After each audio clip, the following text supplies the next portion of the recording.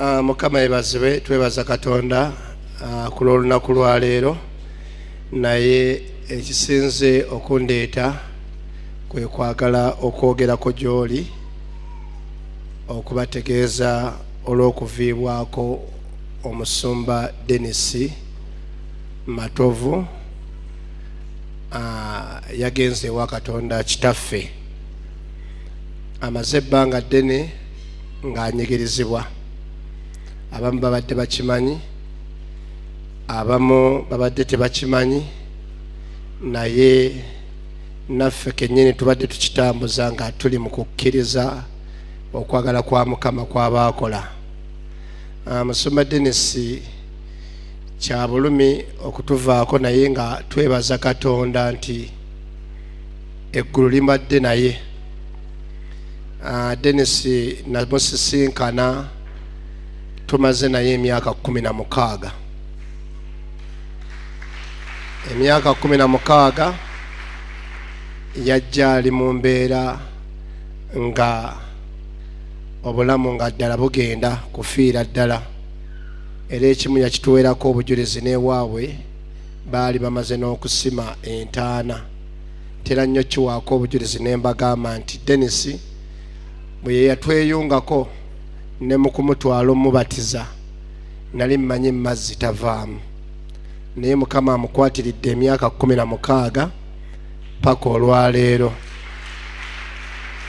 Embeera eno tusaba okwetonda eri ekkanisa n'eri abatulaba bonna ku mukutu tetwajanjuluza mu kibiina kubanga lwa nsonga tuzze tulaba mirako ez'enjawulo ku musumba Dennis nga guno gubadde mulundi gwakuna ng'agenda n'akomayo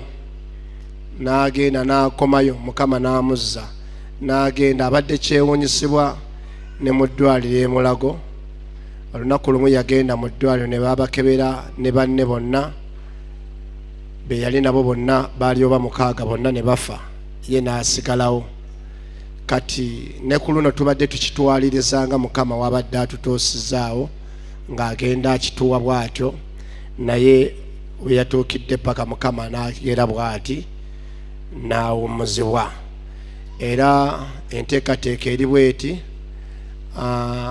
tugenda kwolekera ewaabwe Kikyusa Kabaloge nkyatudde bubi okyamira bw'obulenzi gye tugenda okusula enkya ssaawa 8. Tugenda kubanga tumukola tutya, tumuteeka mu kifo ku bijja by'abajjajjaabe. Mukama abawa omukisa. Nsookera ddala okwebaza abantu bonna abalambudde Dennis, abayimiridde ne Dennis, abali ku mukutu ab'enjawulo. Mukama abaweere ddala omukisa ogw'amaanyi, ne muyimirira abasindisa emmesegi ez'okukubagiza, abatudde amabugo. Mukama abaweere ddala omukisa ogw'amaanyi. Enkya emmotoka zijja kubaawo wano, abamu abanaasobola okugenda, naye nga ssaawa 8 zennyini tujja kubanga tuli mu kumuziika, ate tusobole okukontinuinga n'okusaba kwaffe ogenda mu maaso. Okusaba bataasobole kugenda, okusaba nga bwe kubaddewo leero ennaku tuli 4 era kukyagenda mu maaso, tugenda kutambula nga bwe tubadde tutambula. Mukama abawa omukisa ogw'amaanyi. Mayika nkugambe bwe nti by'oyitamu ne bye bagamba si kye kikulu. Ekikulu kyali ne Katonda. Waliwo ky'owulira kye wawandiika mu kabakuuku. Ekyo ky'owulira Katonda takuwa ky'otawulidde. Kyova olaba kirungi amatugo gagguke. Nze nasumululwamu ekintu naye nalinga buli wengenda bwe nti njatula kintu ekyo. Musumba n'aŋŋamba kyusa endowooza, tandika okwatula ku buwanguzi. Bwe natandika okiwulira kati olwaleero nkiri. Kikyowulira nange olwaleero nzize omwoyo wa Mukama agatte ettaffaali ku ekyo muzeeyi kyava okuweereza. Nzize n'enjiri naye ekiro nabadde neebase nga mpandiise enjiri bulungi nnyo nga mpulira nzijudde omwoyo n'amafuta, ebirungo byonna binnoze nga ninga oluwombo olujjudde ebirungo. naye mbadde neebase nenfuna abantu babadde basatu ne wakati w'obafuna tubadde tutambula nabo mbagamba tujja kutuuka naye nga bo beemulugunya nga bagaa tetujja kutuuka. Kati Musumba Babula n'atusanga n'aŋŋamba abo bagambe babeere banyiikivu tetunnatuusa lugendo. Kati abadde Omwoyo wa Mukama.